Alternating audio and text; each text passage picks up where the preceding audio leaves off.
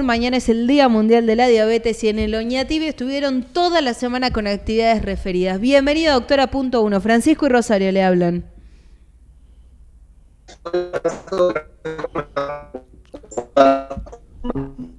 A ver si podemos mejorar la conexión. Lo escuchamos entrecortado, lo vemos también medio borroso.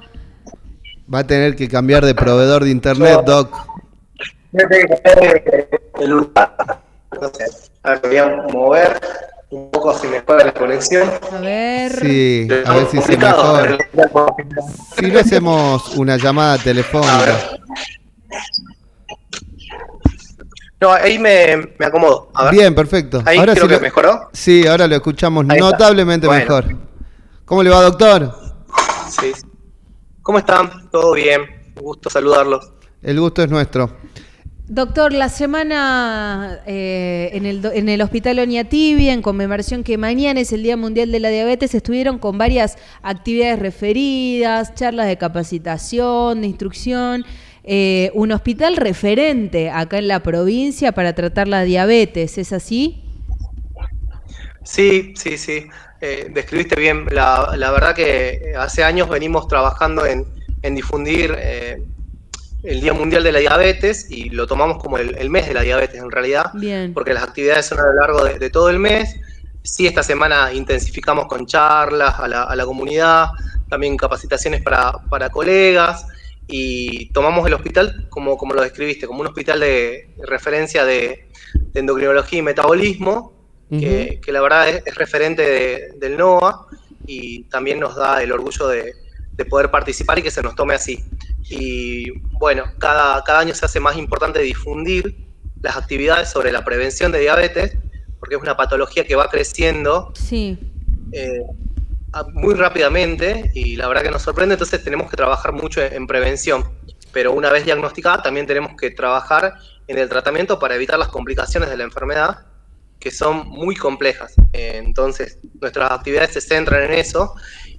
Y particularmente este año estamos adhiriendo al lema de la IDF, que es la Federación Internacional de Diabetes, que habla de también hacer que las personas con diabetes se visibilicen en sus trabajos y puedan llevar a lo largo de la vida sus actividades laborales, porque se ha visto, según las encuestas de la IDF, que de cada 10 personas que tienen, de 7 de cada 10 personas que tienen diabetes, están en edad laboral. Wow. Y han tenido en algún momento de su vida laboral algún inconveniente relacionado con diabetes, ¿sí? Ya sea para acceder a un trabajo o dentro de su trabajo por tener diabetes. Entonces, nuestras actividades, más allá de enfocarnos en la prevención, también están destinadas a visibilizar esta situación para lograr la equidad también con este tipo de personas y darnos también con esto, que la diabetes no implica una discapacidad,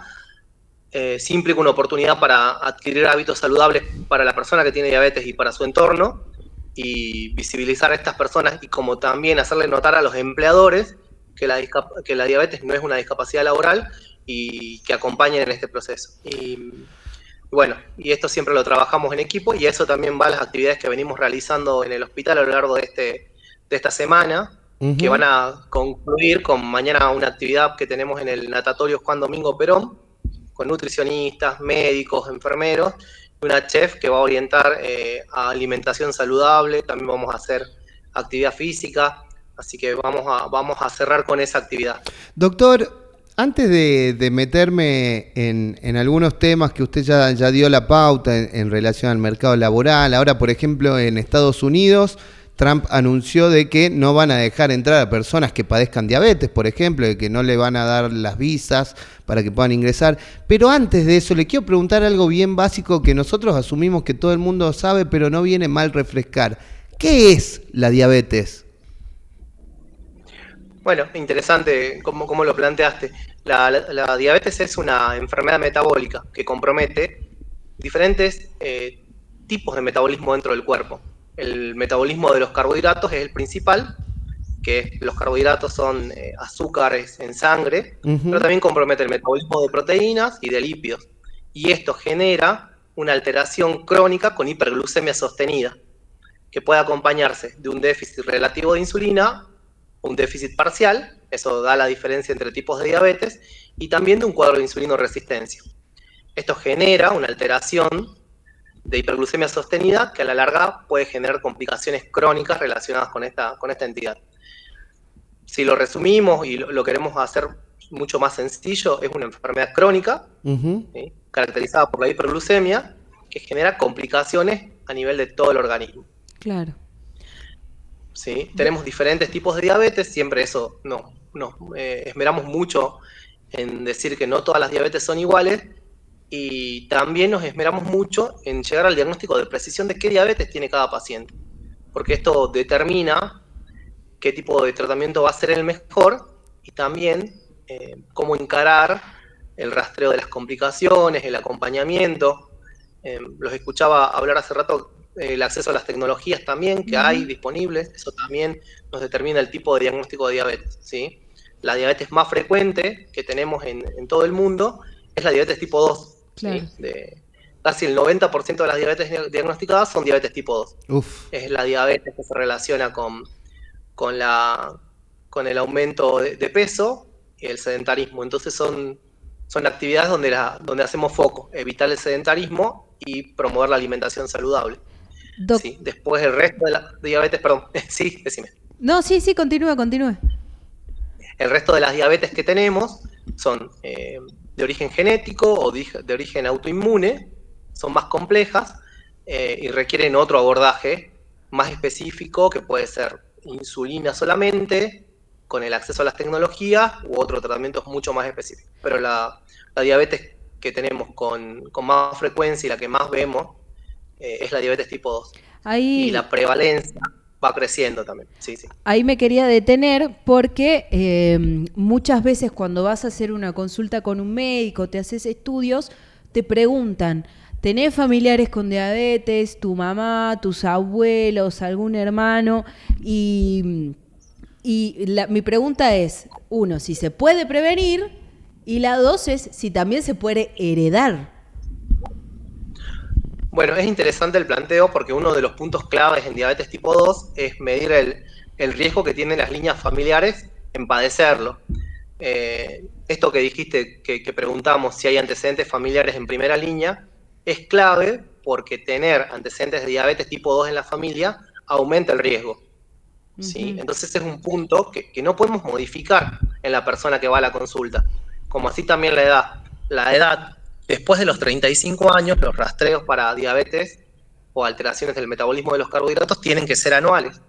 Hasta hace poco la edad de corte era 45 y hace un par de años se modificó y se bajó a 35 para llegar más temprano a prevenir o a tratar. Entonces, esos dos factores, la edad y los antecedentes familiares, son cosas que no podemos cambiar. Pero el exceso de peso, la mala alimentación, el sedentarismo, son factores modificables que tenemos. Entonces, ahí hacemos unos cuestionarios, que son los cuestionarios de Finrix, que son para medir riesgo de diabetes a 10 años, o los cuestionarios de ADA, que son los de la Sociedad Americana de Diabetes. Los hacemos, vemos el puntaje, vemos si es moderado o alto, y sobre esos pacientes intervenimos. Bien. Y le explicamos básicamente, hay dos factores que no vas a modificar.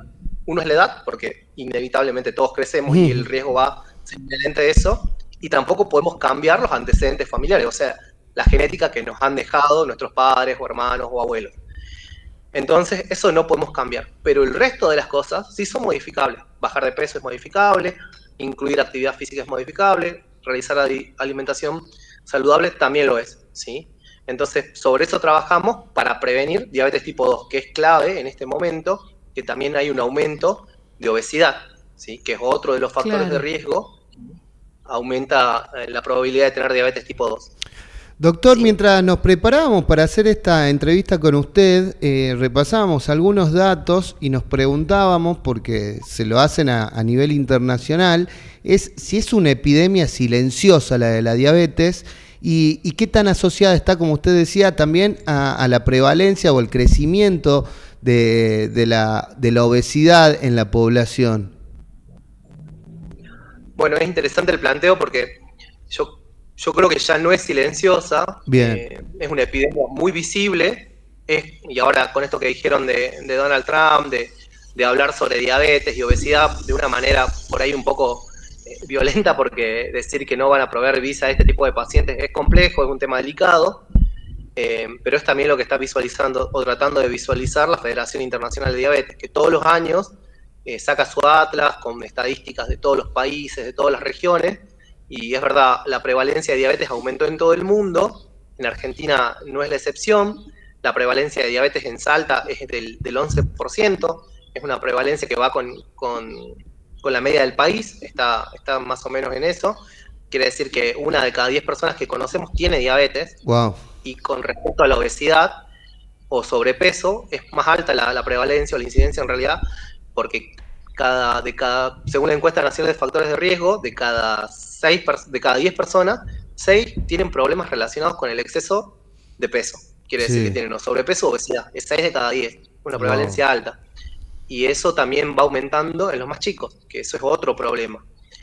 Cuando les hablaba de hacer el diagnóstico de precisión sobre diabetes o el tipo de diabetes que tiene la persona, nos vamos dando cuenta que a veces los chicos menores de 18 años o adultos jóvenes que van entre 18 a 40 años presentan mayor prevalencia de diabetes tipo 2, cuando antes estudiábamos que los diabetes de los jóvenes eran diabetes tipo 1. Ahora vemos las diabetes combinadas o vemos diabetes tipo 2 en personas muy jóvenes. Entonces, es un factor de alarma fuerte, no solo para el Hospital Oñatibia, que hace diabetes y metabolismo, sino de políticas públicas.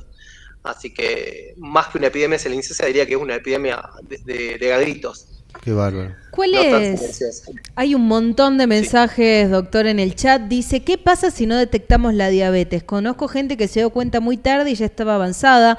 Una de las peores enfermedades porque daña varios órganos. Cuando era pequeña, a un tío le cortaron una pierna por no detectarla a tiempo. Eran otras épocas. Estrés, ansiedad también puede influir en una persona. El cortisol alto. Lo primero, ¿cuáles son las señales de alerta que tenemos que tener para decir es momento de ir al médico?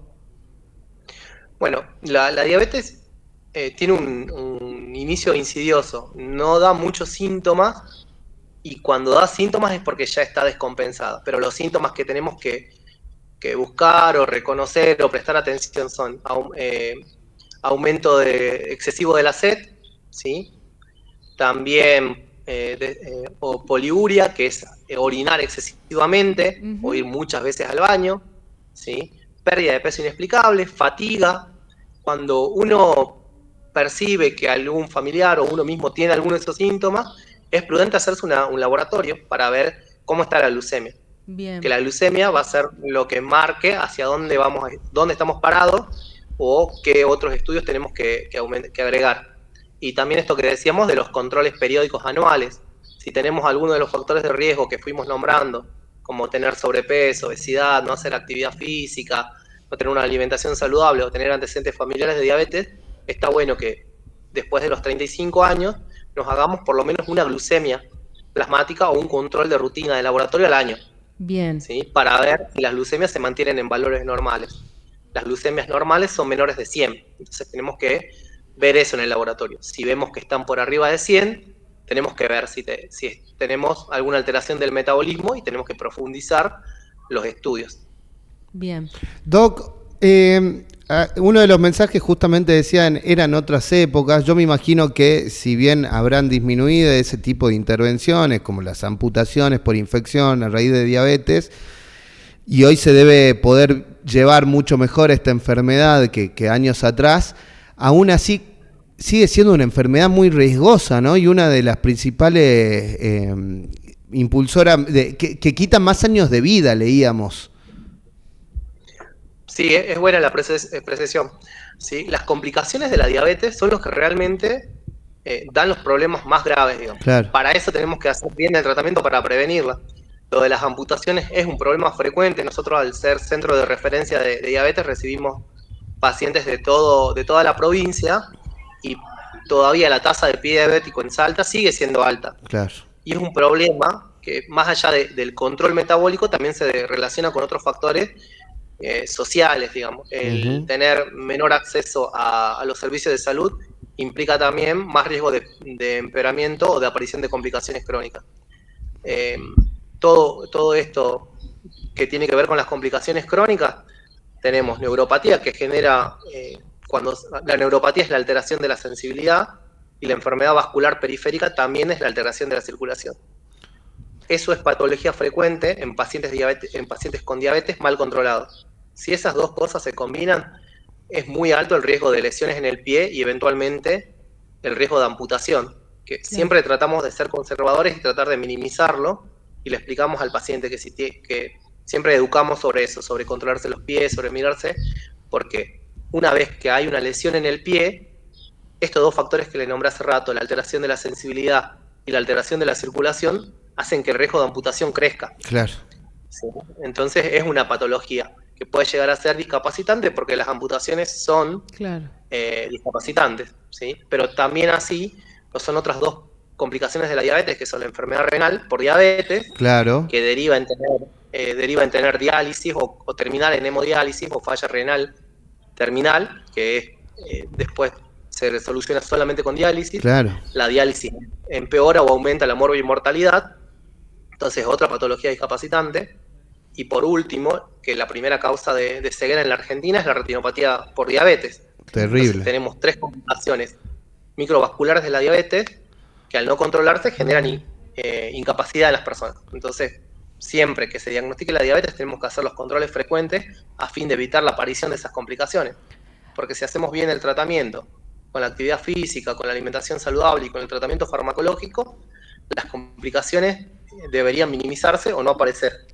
Pero bueno, trabajamos día a día para que se pueda lograr esto. Pero siguen apareciendo las complicaciones crónicas, porque es una patología compleja que no da síntomas. Entonces, como dijeron ahí en el chat, puede llegar a aparecer tarde la consulta, puede aparecer avanzado. Doc, la última, también relacionada a una situación que vivimos muchos en estos tiempos, que es el estrés y la ansiedad. Acá preguntan si eso puede influir en una persona, sobre todo por el cortisol alto. Sí, el estrés, tanto como la falta de medios para compensar el estrés, la falta de sueño, van a generar un desbalance hormonal que puede ser el aumento de cortisol y va a llevar a una inflamación crónica, que esto es parte de la fisiopatología de las enfermedades crónicas en general, pero influye sobre el metabolismo de los hidratos de carbono y la hiperglucemia, o sea, el aumento de glucemia. Así que siempre está bueno tratar de controlar el estrés, tener diferentes estrategias para tratar de controlar. Y una de las más rentables y sencillas es la actividad física. La actividad física libera hormonas y citoquinas que bajan el estrés y hacen que el cortisol descienda. Entonces es algo sencillo, es algo económico y es algo que se puede plantear. Y también, siempre en esto de trabajar en equipo, tenemos accesible el equipo de salud mental también para que pueda dar intervenciones sobre el estrés. Pero la actividad física y meditación están recomendadas en todas las guías para bajar el estrés y encargarse de los estilos de vida saludables en todas las personas para todas las enfermedades crónicas. Bien. Doc, la última de mi parte, antes de que nos repita la invitación para mañana, ¿a dónde puede ir la gente? Tanto la gente que tiene obra social como la gente que no tiene obra social. ¿Dónde es el primer lugar donde se tiene que acercar para hacerse un chequeo vinculado a la posibilidad de prevenir la diabetes? Los actores en el control de la salud son todos. Entonces podemos ir a nuestro médico de cabecera, o médico clínico, o médico de familia, que son la puerta de entrada. Eso lo tenemos en centros de salud, en hospitales regionales, ¿sí? El hospital particularmente ya recibe los pacientes con diagnóstico o que tienen alguna alteración del metabolismo.